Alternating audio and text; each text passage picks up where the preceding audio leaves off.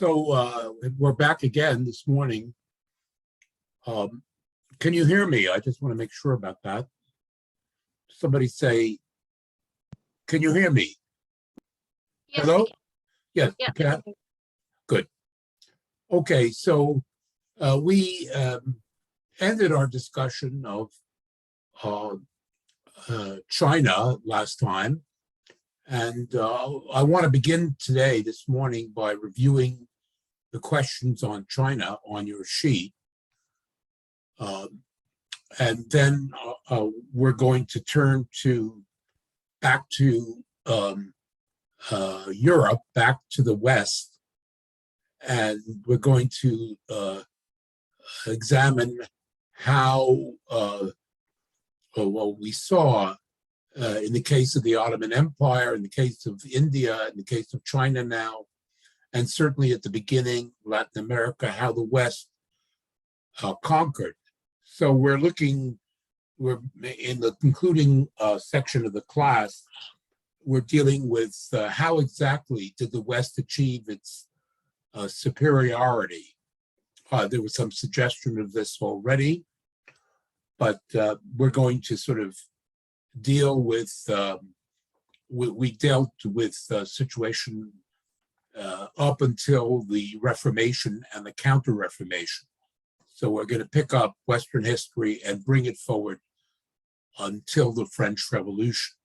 Are there any questions about where we're going? Okay, so let's do these review questions. And these are the questions that deal with Chinese civilization. So the first question, which bears on this, I think it's question 21, asks, in comparison to the bureaucracies of the Russian, Ottoman, Mughal, and most European states, the Chinese bureaucracy was highly effective. Discuss. Well, this question, I, of course, have referred to this in the lectures, and the Chinese bureaucracy was remarkable, and Western travelers who went to China from Europe in the 16th, 17th, and at the beginning of the 18th century commented on how well governed China was. And so there's a certain truth to this. However, one can't carry it too far because there were contradictions.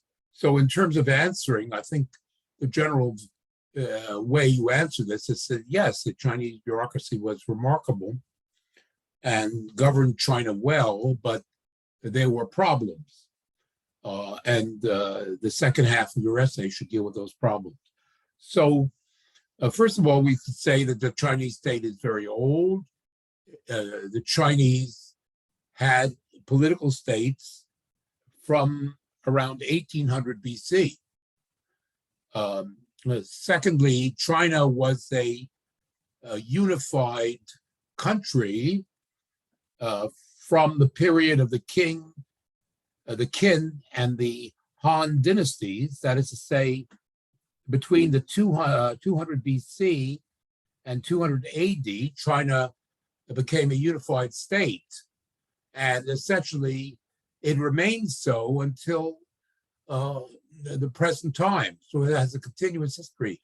Unlike India or unlike Europe, there is this continuous existence of the Chinese state all through this period. And so there's this continuity, and one of the factors that gives this continuity is the bureaucratic apparatus. Because if you look at the Ottoman Empire, the Mughal Empire, or Europe, or for that matter, the Incas and the Aztecs, you find that these states are dominated by a warrior elite or a religious elite, whereas the Chinese bureaucratic class or the mandarins, were essentially an intellectual elite. They were selected on the basis of their intellectual performance. Now, of course, the Chinese bureaucracy came from the landlord class. I've made that point. They did co-opt some of the more intelligent sons of the peasants. If there was a peasant boy who was particularly intelligent, the local elite would say, "Oh, isn't this intelligent kid? We'll let him, even though he's of commoner origin, we'll let him sit the exam." And some of these people from the lower class made their way into the Mandarin class, but this was exceptional. And of course, it's a clever strategy. It's a clever strategy because one of the ways in which upper classes, which are sort of enduring, that is to say, they remain upper classes, is to co-opt the best elements of the lower class. Take the most intelligent, the most dynamic of the commoners, of the poor, and give them authority and make them identify with the upper class rather than the lower class. This is exactly what the Chinese elite did. But in any case, the education of this Chinese bureaucracy, or the mandarins, was based on this philosophy of Confucius, which was not a religious philosophy, and it was not militaristic. Rather, Confucianism was a moral and metaphysical system which put a lot of stress on governing by example.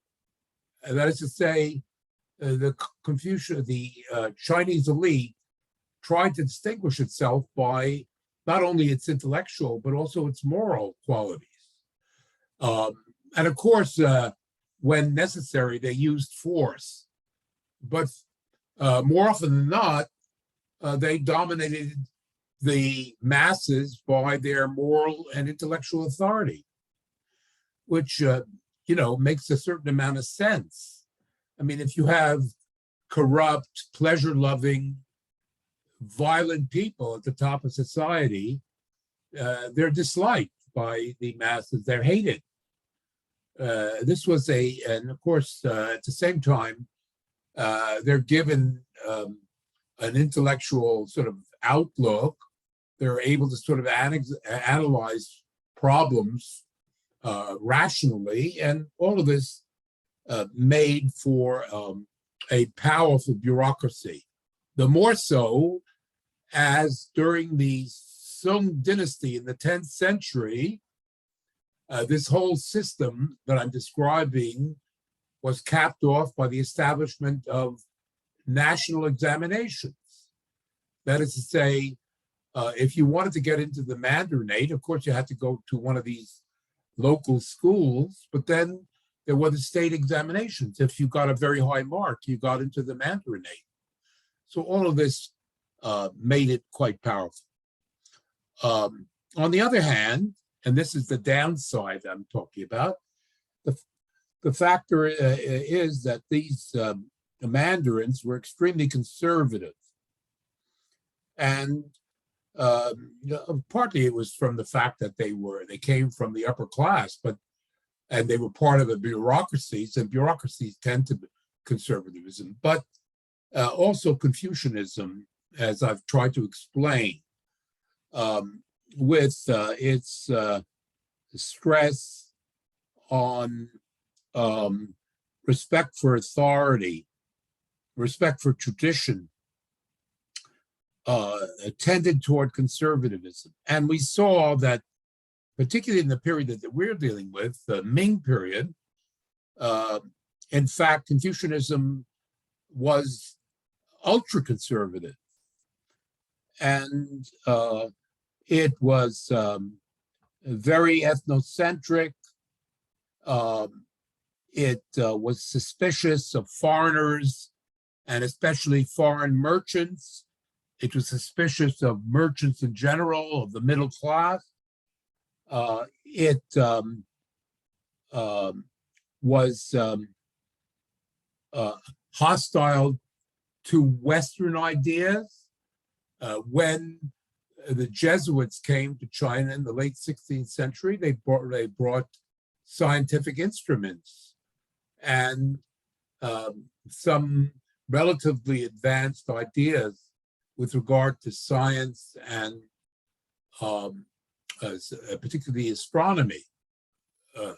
They were certainly not followers of Copernicus, but nevertheless, well, in reaction, in the first decades of the 17th century, alongside the crackdown on Christianity, on Catholicism, also a rejection of Western ideas.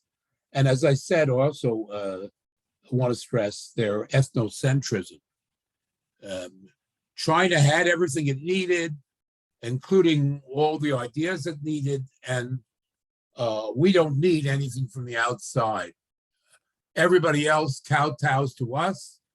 We're the center of the world, and our ideas are right. That was the general idea.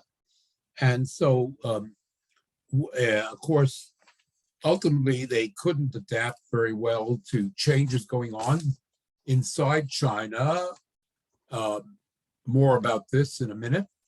And of course, the Westerners, they rejected the West at their cost, of course, when finally the British arrived. Are there any questions about this particular review question? Okay, the second question, which is similar to the first, I would say. It's similar in that it asks, why did the Chinese elite distrust merchant activity? Explain and illustrate. Well, in answering this question, go straight to, yes. Sorry, can we go back to the previous one really quick? When you said China was not able to adapt to the British arriving, what do you mean by that? I mean, they didn't have, they didn't adapt, they didn't absorb Western science and technology, and the kind of sort of economic changes needed to make China strong. Is that clear? Yes. Okay. So why did they distrust merchants? Well, as I explained, if you go to Confucius, you find that in terms of the proper structure of society, they put the landlords at the top of society. They came from the landlord class. Second were the peasants who did most of the work. Then there were the craftsmen, and they put merchants at the bottom. The merchants were considered the last class in Chinese society. And that was because they said that the merchants were essentially untrustworthy, immoral, fast talkers, trying to trick people in the marketplace. And so they were people of dubious morality, and therefore they were placed on the bottom. And on the contrary, the values of Confucianism stressed the stability of the family, of class relations, and of the state. A well-ordered and a society which looked to tradition and law was what was admired. Furthermore, there was this sense that, which was based in part by, in a sense of sort of that China has a perfect culture. They had this ethnocentric sense of superiority, but also from the fact was that China's economy produced more or less everything that people needed. So they merchants bringing in strange merchandise that seemed cheap or useless was rejected. And we see this in terms of their rejection of Western science. Western Christianity is held in suspicion, and also remember the Chinese voyages of the 15th century, which were not really meant to explore and discover, but rather to control the merchant class. And recall as well the virtual state of war that existed between Chinese and foreign merchants and the Chinese state during a large part of the 16th century. And this was a problem of merchants, especially dealing with overseas. All of this was held in suspicion. Any questions about that? What do you mean? What do you mean by can you elaborate on what the problem was between merchants and China? Well, like specifically, these merchants were, especially at the beginning of the 16th century, there had been Chinese merchants overseas, the Chinese and this sort of issuing from southern China and going to places like Indonesia and Vietnam, Korea, and so on. There were overseas Chinese. The Chinese state didn't like this. This was illegal for these Chinese citizens to leave Chinese territory. They didn't like that in the first place. And then at the beginning of the 16th century, the Portuguese and the Dutch, they arrive and they start to do business with these Chinese merchants. So the Chinese state is saying, what's going on here? We don't have control. And so they tried to prohibit it. And there were these the merchants were considered pirates. This was ameliorated, of course, by the establishment of Macau in the mid 1550s, but still, that was the general attitude. Is that okay? Yeah, that makes sense. Thank you. Okay. So the next question has to do with the collapse of the Ming dynasty. We reviewed this already, and I'll go over it again. Now, we should start the answer to this by noting that the Ming dynasty represented a great renewal, the reunification of China under the Han people.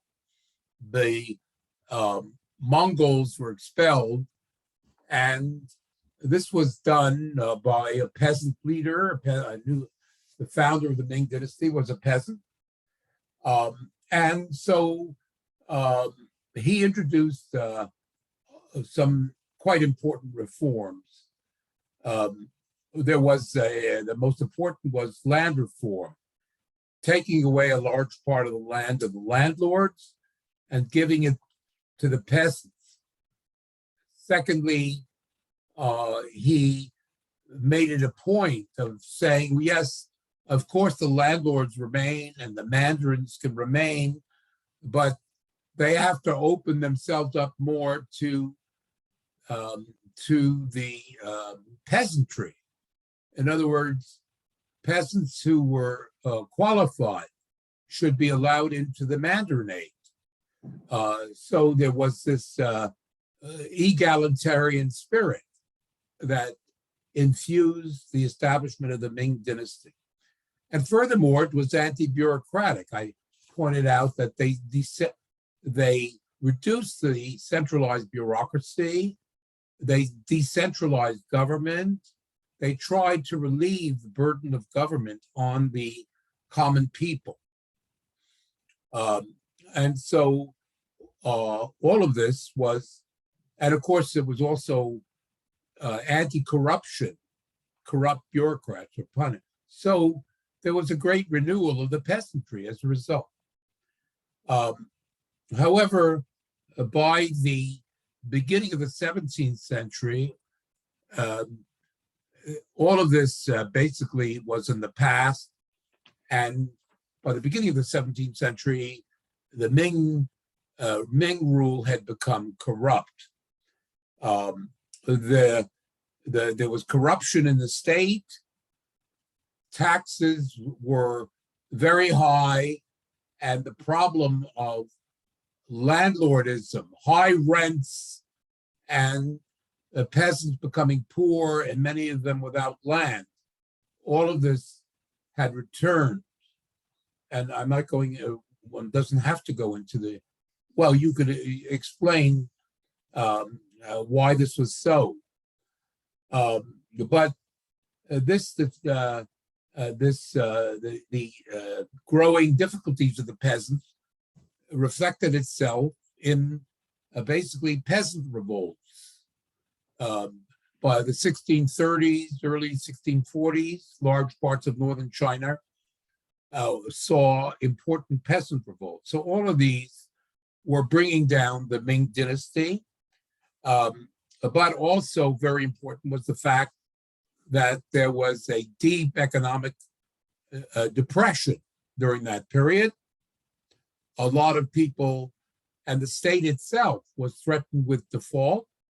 And this was particularly due to the end of the flow of silver, or the reduction of the flow of silver into China, which I explained goes back to the problems in Latin America, that the silver mines were becoming less productive. And we saw how this affected Spain and how it affected the Ottoman Empire. Well, we see the same thing happening in China. The state has less resources. So these are important factors. And you also want to sort of stress the fact that Confucianism, just a second, Confucianism was conservative and it was against the middle class. And so this crippled any attempt to sort of ameliorate the situation. The last point, of course, are the rise of the Manchus in Manchuria to the north. You should mention Nurhaci and his unification of the Manchurians under his leadership and their invasion of China. I'm sorry. Yes. Where did you say the silver came from that started to dry up? When did it start to dry up? Is it what you're asking? Yeah, and where did it come from? Well, where did it come from? I'm asking you. Where did the silver and gold, what's the source of this? This is looking back on my lectures. Can anybody tell me where does the world silver and gold come from in this whole period? Where does it come from? It comes from Latin America. It comes from Mexico and Peru. I'm saying that the silver mines were becoming less productive. You understand? Yeah, got it. Thank you. So it was affecting the Ottoman Empire. It was affecting the Europe, and it was affecting now China.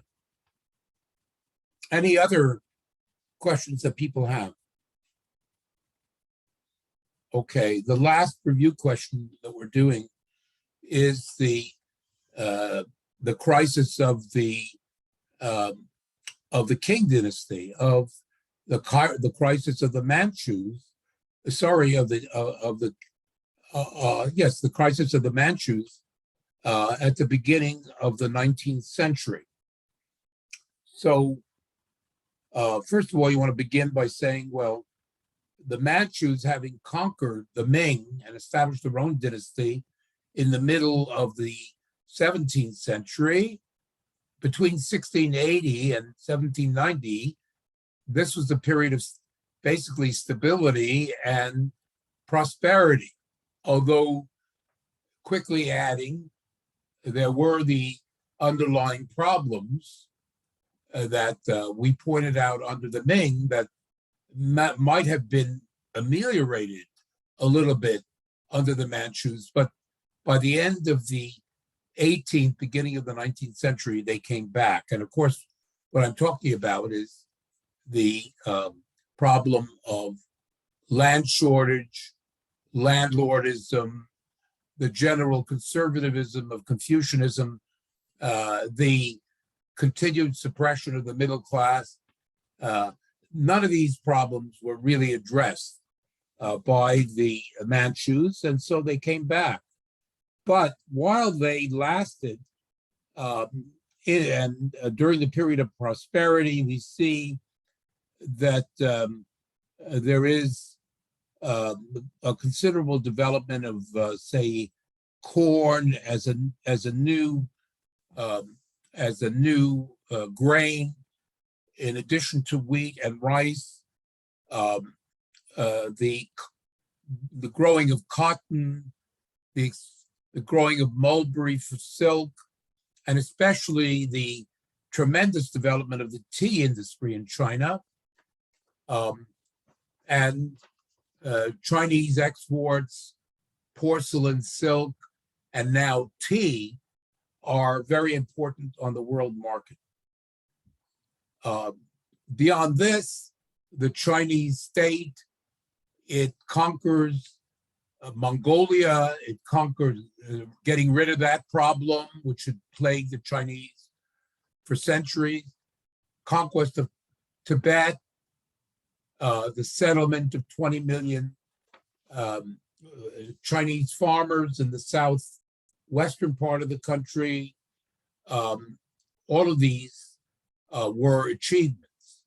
But as I said before, by the end of the 18th century, landlordism, land shortage, the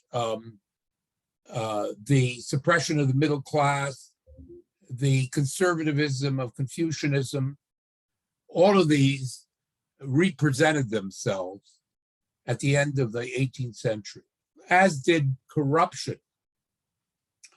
But now, added to this, of course, is the arrival of the English as merchants. They bring opium, which makes millions of Chinese into addicts, and the tremendous demand for opium ultimately leads to the end of the surplus in the Chinese balance of payments. They're exporting more silver than they're bringing in, and the state, in order to maintain its revenues, dramatically increases taxes on the common people. The result of all of this is the growth of secret societies, the spread of revolts in many places in China, and ultimately the outbreak of war between the English and the Chinese over opium. Are there any questions about this one? Okay, we're done with this. Just let me get my place in my narrative. And we're back to Europe after this. We've been like tourists. We've circled the globe. We've tried to touch on different societies and their relationship to the West, ultimately. The only place I really haven't gone into in considerable detail is Africa, and I will be doing that in due course as these lectures proceed. But I'm going to now focus on Europe, and of course the basic question before us is how did the Europeans get such power? And the answer, of course, is capitalism, this new economic system, and with the result that there was the states of Europe achieved more and more power. They were empowered by the development of capitalism. And alongside of that, there was a very considerable development of technology, especially military technology, and also science. All of these things basically explain why the successively, and we saw this when it comes to Latin America, but then the Ottoman Empire, India, China, and ultimately Africa, the Europeans come to dominate. So we want to tell this story. Are there any questions? Okay. So let's begin with the Low Countries.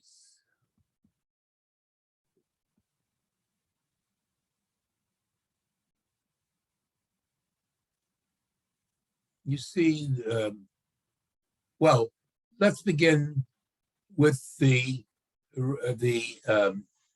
Reformation and the Counter-Reformation. That's where we left off many lectures ago. This is we've covered a lot of ground when you think about it.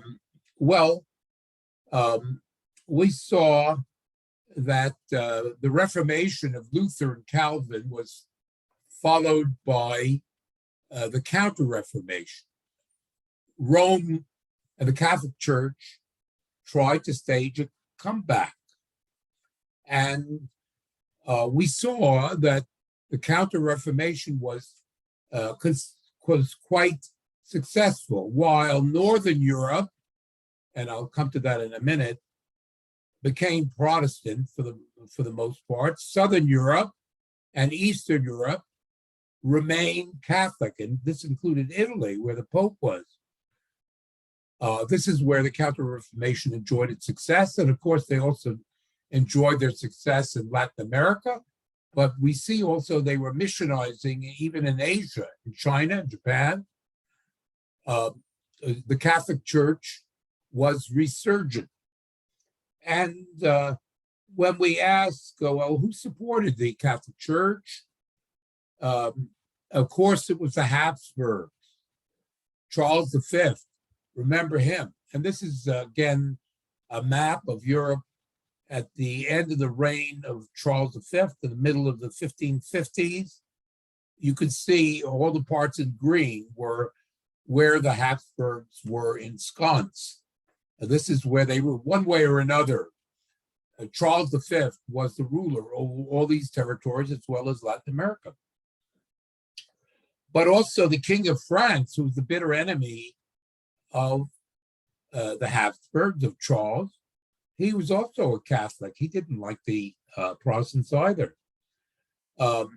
And smaller principalities in Germany, particularly southern Germany, the princes of Italy, the princes of Poland and Hungary, these were the Catholic lands. I would say that, generally speaking, these countries, from an economic point of view, were actually growing weaker because their social and economic setup was based on absolute monarchy, bureaucracy, and feudalism. The only exception to this were the Low Countries, This was also a Habsburg territory, Charles V. But we'll talk about how the Low Countries in a minute. In general, we could say, let's leave aside the Lutherans. Lutheranism tended to be a religion of Scandinavia and northern Germany. We find that Calvinism was the most dynamic of the Protestant religion. And why was that? Well, it attracted the rising middle classes, the commercial and manufacturing bourgeoisie. The capitalists were attracted to Calvinism. And so we see that Calvinists were getting stronger and stronger in England, Scotland, the Low Countries, Switzerland, and Bohemia. So the Netherlands, England, Scotland up here, Switzerland here, and Bohemia, which is today part of the Czech Republic in Central Europe. These were the most economically dynamic areas of Europe in the middle 16th century. This is where the middle class and capitalism was growing. And much of the population, certainly not all, by no means, but a significant, especially the most dynamic elements of the middle class were becoming Calvinists. And of all these places, the most dynamic, I would say, was the Low Countries here, which of course were under the rule of Charles V. Are there any questions about what I'm saying here? Sorry, maybe Sure, I'm just a little confused, but Yes. I thought Charles V was leading the Counter-Reformation, right? Yes, So, but he happened to be the ruler. He had inherited through various relatives the Low Countries.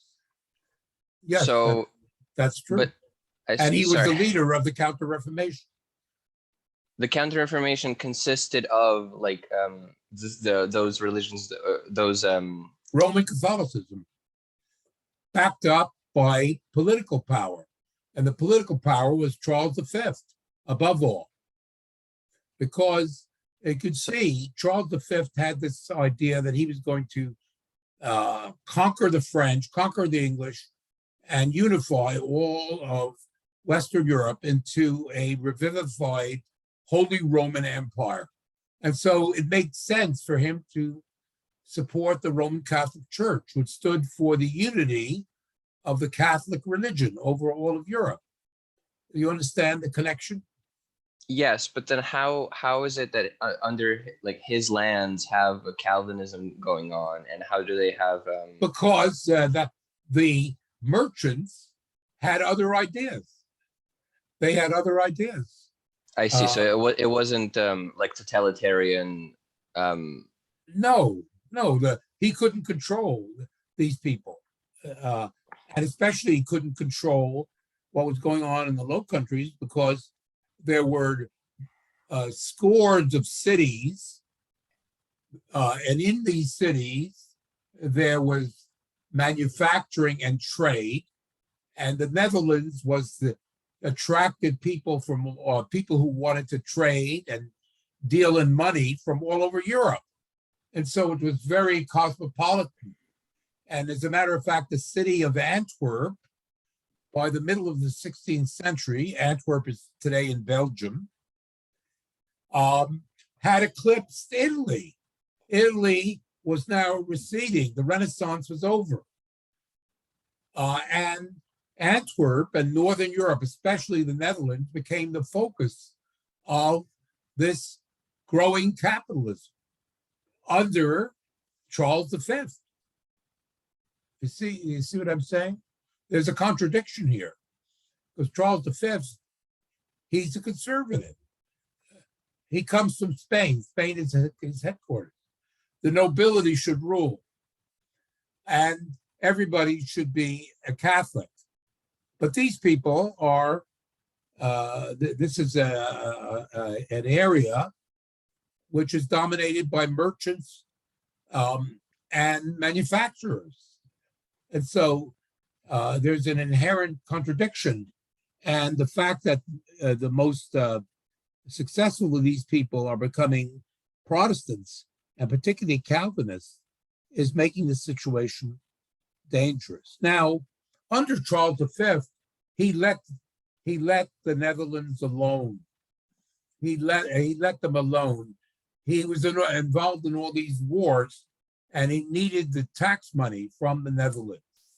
You can imagine there was a lot of money there, and these taxes could help support his war. So he taxed them, but he let them alone with their privileges, and he tended to ignore the growth of Protestantism in the Netherlands under his reign. So because he needed the merchant activity to happen, he basically let them That's right. go. He let them do whatever they wanted in terms of religion. When he died, things changed dramatically because there was a new king, and his son, whose name was Philip II. Philip II, who took over in the year 1556. You should remember these dates, 1556, and he ruled until 1598. He inherited most of these territories, including Latin America. The silver and gold was coming in and so on.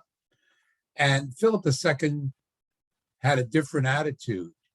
He was a Spaniard through and through.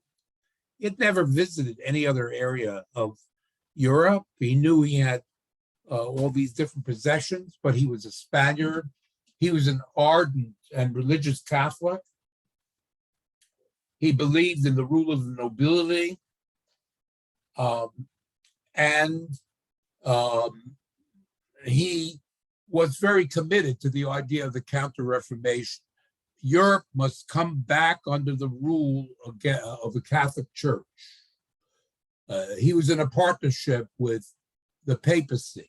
And from the beginning of his reign, he was committed to the idea, one way or another, he would use his enormous political power and his treasure to reconquer Europe for the Catholic faith. And it was from this perspective that he viewed the Netherlands, this region here. This was the perspective from which he viewed the Netherlands. The Netherlands was a nest of unruly elements who had become heretics, and this all has to stop. He began to send political and churchmen into the Netherlands who were going to basically reinstall the Catholic religion and also impose strict bureaucratic control on the economic activities of the merchant class in the Netherlands. And he was going to put an end to the privileges, the exemptions of the towns. They would all come under the rule of Spanish authorities. The church would be greatly strengthened and centralized, and he would introduce the Spanish Inquisition for good measure into the Netherlands. This was his program. And so it's not surprising that in 1566, a revolution broke out in the Netherlands. The Calvinists were the leaders of this revolution, but practically the whole population rebelled. Even the Catholics were so appalled by the extremism of Philip II that they joined in the revolt in 1566. And what was the response of Philip? He sent in a huge Spanish army. Remember, I said that the Spanish army was the best in Europe? He sends this army into Europe to suppress this revolution. And so for the next 10 years, there is a terrible conflict in the Netherlands.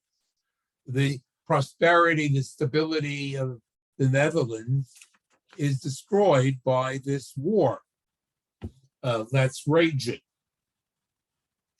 And of course, the people in the Netherlands tried to resist, but the Spanish army is able to conquer the southern part of the Netherlands. The area known as Flanders, this area, and some of these other associated provinces, is reconquered by the Spanish army. You see it right here.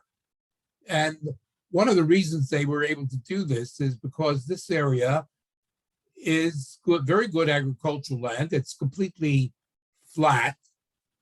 And it's like southern Manitoba, if you like. And so it's easy for infantry to operate.